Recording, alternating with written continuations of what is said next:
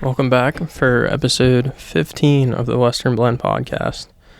This one's going to be a little different because we're solo this time. So it's just me, no guest, but it's been a while, so I wanted to hop on here and give you guys some updates. So to start out, if you guys have been listening, you know that I've been kind of looking for a job straight up in the industry, full time, just completely going for it, I guess. And that finally happened for me a little bit ago now, but because of that, I haven't been able to really line up guests and get anything going. So I'll get into that story a little bit, but the podcast is not dead. Fully planning to keep it going. Spend some time figuring out how to hopefully best do some virtual podcasts. I know I've said on here before that I'm not a big fan of virtual podcasts. I think you lose a little bit of that like authenticity of the conversation that you get from a podcast, especially in person.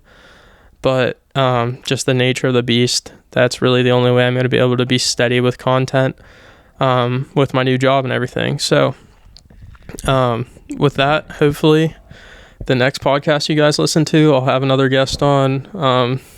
I'm not sure if it'll be an in-person one or not. Like I said, I'm going to try to do in person as much as I can, but I'm definitely going to have to do some virtual, which at the same time might be really cool because I'll be able to get some people on that otherwise, you know, the likelihood of them being on the podcast, especially anytime soon, is basically zero. So kind of excited to go that route and get that figured out and bring some super cool content to you guys. But rewinding a bit, back in June probably, I did get an interview for a job. It was down in Oklahoma. They background a lot of calves. That's their main deal. It's a big ranch, but they lease out pretty much the whole ranch to some guys that run cow-calf on it, but they have nothing to do with that side.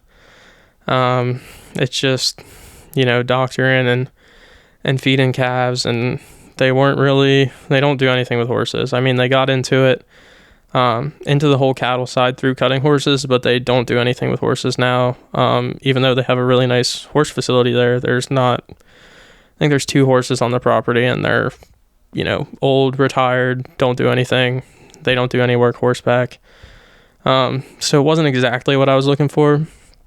But at the same time, it was going to be a really cool opportunity, and I was going to learn a ton about the cattle industry, especially on like the feeder side and calves and doctoring and all that. So spent a couple days down in Oklahoma, didn't give them an answer right away. I came back, wanted to think it over, and you know, it pretty much decided like, it's not ideal, not exactly what I want to do, but it's a good opportunity. I'll learn a lot. It actually paid pretty decent for something in this industry. So I was like, yeah, we're going to do it. And before I could call, because I was down at Rocky Ridge for a rodeo helping out, and there's not great service there. And I'm like, I don't really want to make the call right now with everything going on and have crappy service and whatever. I'm like, I'll just wait one more day and get back to them.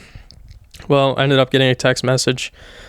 Still never really got context on why or what, but they ended up rescinding the offer. So I ended up not going to Oklahoma and was just right back where I was. So, you know, kept kind of grinding, looking for jobs, applying to stuff as it came up. And I saw an ad on Facebook and reached out to Ruckus Performance Equine and ended up going out there in Tennessee.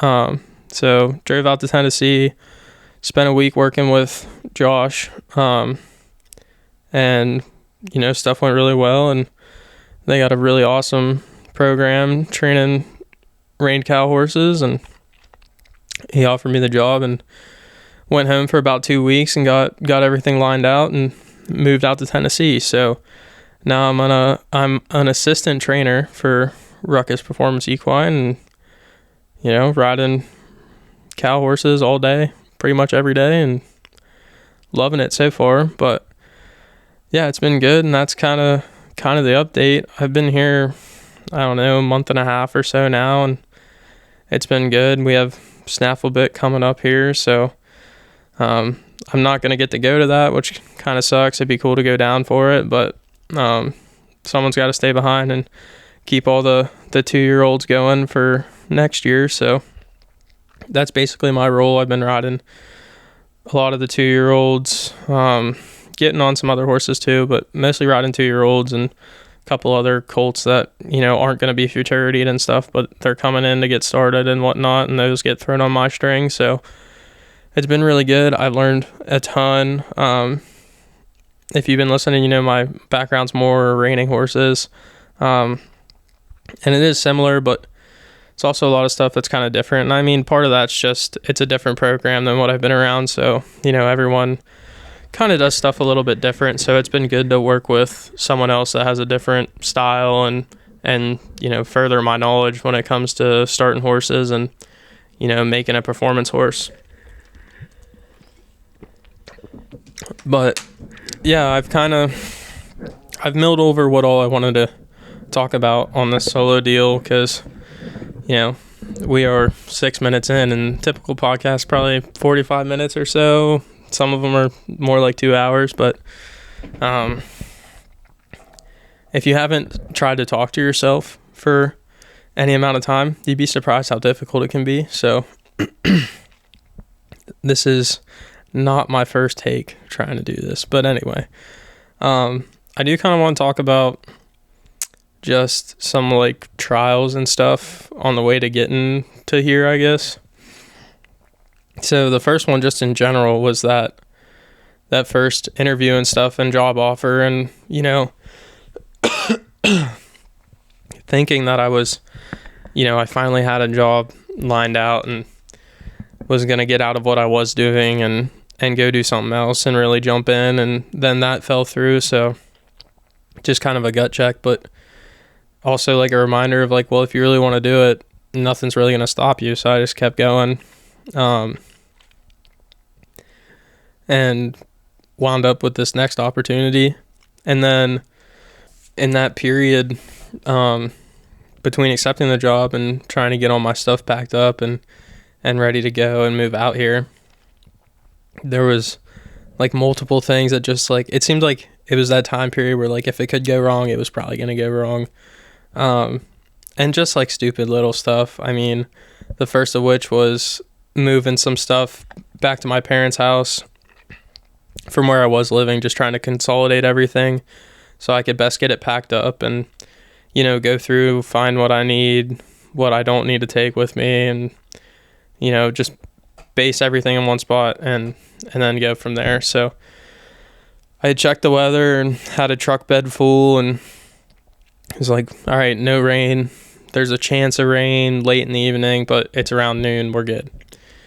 Well, I drove through a torrential downpour for an hour and a half solid. So soaked everything in the bed of the truck. Got to my parents' house, had to pull everything out, unpack everything, lay it out to dry, all the fun stuff. It's just like, man, like, what the heck? And then went to one last Rocky Ridge rodeo, one of those weekends in there before I left. Rodeo went good, and it was kind of like one of those, like, all right, don't get yourself in some stupid spot and get hurt, which don't really think about anyway. But rodeo went really good. Everything was smooth. Cattle worked good for us in the back pens. Like, everything was good. Get done with the rodeo, and just guys being dudes, I guess, and them knowing I'm leaving, they're like, and we had a bunch of rain, so it was super muddy. They're like, we're gonna carry you out and throw you in the mud, basically. And of course, as you have to, you fight back. And in the process of fighting back, I threw one of my buddies to the ground with me. Well, he rolls up on my leg and foot really weird, and I'm just like, oh, that hurt, like something's messed up. So they get off and it's fine and whatever, and I'm kind of hobbling a bit and whatever, and it never really got better for a couple days. I ended up getting it checked out, and I sprained my midfoot, which if you haven't done it, it really sucks, but at least you're not going to mess it up anymore walking on it. That was the biggest thing I was worried about. I just didn't want to, keep using it and be making something worse if something was broke, but got it x-rayed and nothing's broke, so been using it. and haven't really had any issues. It just, hurt for a little while, but I'm like, man, like, figures like this will happen. And then I was moving the last of my stuff out of the place I was living. And if you listen to about 2 podcasts back, when my buddy Timmy kind of guest starred on it, and he called my place a bungalow. Basically, I lived above a garage, and there's one door and one window to the upper area. And somehow carrying a box out, I bumped the lock, I guess, on the door, and no idea where the key is for this door, by the way. So I'm locked out, and then with my bum foot, I had to get a ladder, carry it over to the other side where there's like the wood piles there stacked up along the wall of the garage. So I used the ladder to get to the top of the wood pile, and then from the top of the wood pile, like, tippy-toeing to open the window up enough that I could jump up and crawl through the window to get in to get the last of my stuff out. And I was just like, man, like, all right, what's next? Like, we'll just keep it going, I guess. But it was just kind of, I guess it's all about perspective is what I'm trying to say. And it, like, all those things, like, someone could look at and be like, oh, I'm not supposed to be doing this. Like, these are all signs to, like, don't do this. It's not what you're meant to do. But I just kind of trusted it and took it as, this is a test to see how bad do you want it. And, I wanted it bad enough that none of that scared me off. And I was like, well, we had 3 bad things happen, so check those boxes and we'll keep her rolling. And, if something else does come up, so be it, and we'll figure it out as we go. And, basically nothing was stopping me from taking this opportunity. But if nothing else really happened in that process, got out here pretty smooth, brought my horse out, and he's doing good, got him started on cows. And for being mostly reining bred, that little bugger wants to cow bad. Well, he definitely likes the cow work. So that's been really cool, and it's kind of nice to almost have a test dummy for myself to get on that I don't feel as bad about if I, don't work him perfectly on a cow. Like, work him first, get a better idea, then we'll work some of the other ones. So that's kind of nice, and he's doing really good with it. So super stoked about that, and debating if I keep him into next year and maybe show him a little bit myself at some of the little local shows. I know the intent with him was just to kind of get him, put 90 days on him, sell him. But if he wants the cow, kind of tempted to hold on to him, especially so I have something to get in the pen next year. But haven't fully decided on that. Everything's for sale for the right price, I guess is the way I'm looking at it. But we'll see. To go along with the theme of, just kind of feeling like you're being tested on stuff. Once I did get out here and started working that first week, Josh and everybody was at a show, basically. So I kind of got thrown into the fire right away. And I had rode some of the horses and whatnot when I was down for that working interview for the week, but I hadn't worked all the horses I was going to be riding, and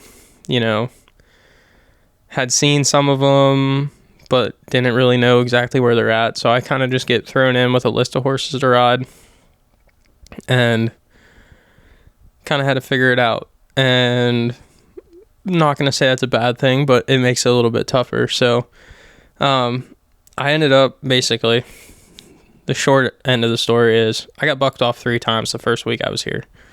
And I can't tell you, I mean, I've been bucked off already this year once, and I kind of got dehorsed once this year, getting dragged through the brush on a horse. But, I mean, I don't know if I've been bucked off 3 times in a year aside from bucking horses. Ever. Anytime recent. So, kind of a little punch in the teeth to start, I guess. And it was one of them, like, young horse, locked up on me. I should have been better prepared for how she ended up reacting, and she kind of shut down, and then once you broke her free, she really broke free. So that was on me. Another young horse just came around the corner of the arena, and she kind of came unglued, and felt like I was making a pretty good bronc ride until she got to the far end of the arena, and then kind of got kicked loose of my seat and up on the saddle horn, left a pretty gnarly bruise on my leg, and came off of her. And then the last one, and at this point I was beat up. You go from riding a couple horses, pretty regular through the week, but just a couple horses, to riding, the one day I rode 14, like, riding a lot. Not to say that's normal, but, I was riding at least 5 probably every day, 5 to 10 probably every day, and, get pretty sore and hit the ground a couple times, get really sore. And I was on my last horse of the day, and pretty broke 2-year-old. Broke doesn't always mean safe, I guess. But, and we're just going around loose rein, just going to lope them to the right yet, and that's pretty much it. And the horse came around the outside of us, and he just kind of fart, kick, jump, buck, sideways, turn, and I was loose of the saddle, kind of hanging off the side, and, he's freaking out because I'm hanging on his face because I still got the reins in my hand. And one of those where you're like, I don't think I'm saving this. This isn't good for anybody. Let's just try to get out of here without getting hurt. And of course, that's the one that, landed kind of funny, and that one hurt for a little bit. But, yeah, it was a good time. Survived that, and Josh and everybody came back, and it's been good since. But, just, following that theme of you're going to be tested, and it's how you respond to that, I guess. And, I learned a lot from that first week, and I've learned a lot since then. But, just making sure you're trusting your stuff and riding confidently. I think that's more important than anything. I think I safetied up a little bit, not knowing the horses that well, and it's a new program for me, and you don't trust yourself as much as you should probably a lot of times in those situations. And once I got back to that and just being like, well, I'm still gonna make mistakes, but at least, like, if I make this mistake, I'm gonna do it confidently, and those horses can tell that kind of stuff. And if you're gonna do something confident, then they're gonna be more confident about it and in themselves. So I think that was a nice little lesson for me. I wish it didn't take me hitting the ground 3 times to figure it out, but yeah, it was good. And like I said, it's been good since. I haven't, knock on wood here, but haven't hit the ground again since that week. So yeah, I guess that's the update on my life here, and a little update on the podcast and where things are going. And hopefully, like I've been saying, hopefully the content I'm bringing can inspire somebody. Take that shot, bet on yourself, especially if you're young, like, and you have a dream about something, or there's something you can't stop thinking about. Like when I had my other job, like, I'd spend my whole day, like, yeah, I was working, but like my whole time I was thinking about getting back to the barn and riding, and who I was going to ride that night, what I was going to try to get done, and just thinking about horses and training in general. So if you're like that and you're young, just find a way to get into it and bet on yourself and take a shot. And, the worst case, your backup plan is, 95% of the population's first plan is you go back, you get a good job somewhere, and, you just check the life boxes that everyone else seems to be perfectly content with. But at least you bet on yourself at some point. You can say you tried it, you found out if it was for you or not. And you can look back one day and you'll have a heck of a story to tell. So, I look forward to one day being able to tell my kids or grandkids, like, yeah, I remember when I first moved out to Tennessee and, made craters in the dirt 3 times the first week I was there. But, from there I was able to achieve X, Y, and Z. And I think that's a pretty epic story. And I think that's a really good way to try to live your life and a good legacy to leave and, all those things. And I don't know if I'm fully communicating what I'm trying to say to you guys, but I hope and think you'll be able to understand. So with that, I think we're going to wrap this one up. I know it was super short, especially compared to normal, but yeah, if you guys want me to try to do some more solo podcasts just to keep you guys updated, or maybe I'll put some polls up on Instagram or something and you guys can shoot me questions and I could try to do a Q&A podcast or something. Let me know if that is something you're interested in. Leave a comment and we'll try to do that. And like I said, hopefully next time I'm going to have a guest back on. We'll get back to more regular podcasts, and some might be virtual, some might be in person, but regardless, we're going to keep this train rolling. So catch y'all later.